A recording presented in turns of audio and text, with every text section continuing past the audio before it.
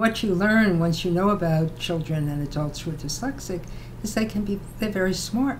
They think in different ways, they're creative, but they can't read quickly. So in our current society, when you can't read quickly, that's a disability.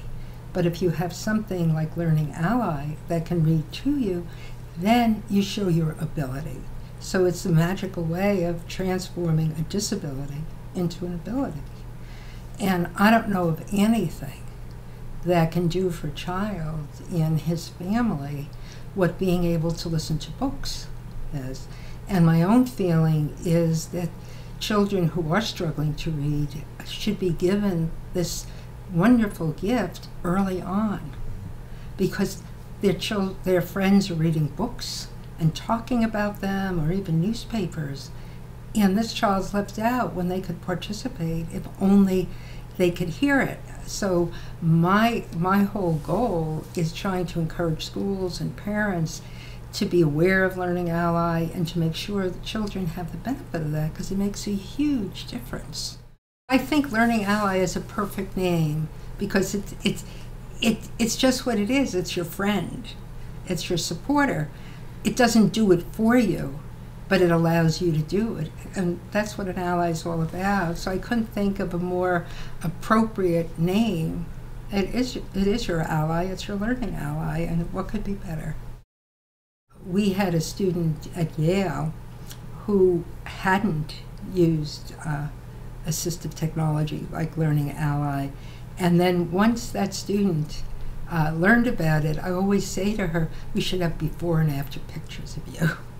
She just looked like a happy person and developed such confidence in herself, when before it wasn't fair to her, because all that intelligence, all that motivation, all that creative thinking was hidden because she was struggling so with each word that was on print. I think in dyslexia you do have a weakness. It's getting to the sounds, the spoken words. You may have word retrieval problems and read slowly, but that doesn't mean how you think. And you can think very differently, very creatively. And if you look across so many professions, people who've made a difference, people who've solved the problem, they're more often than none dyslexic. I think in our work, the Yale Center for Dyslexia and Creativity has two major components. One is science, and that is continuing to look at the brain using wonderful technology, and also to better understand what are the influences on reading, what is creativity all about. But our mission, particularly as physicians, we talk about translational medicine. And in our minds, what that means for dyslexia, remember, it affects 1 out of every 5, that's a lot, is to make sure that all this wonderful science is translated into policy and practice.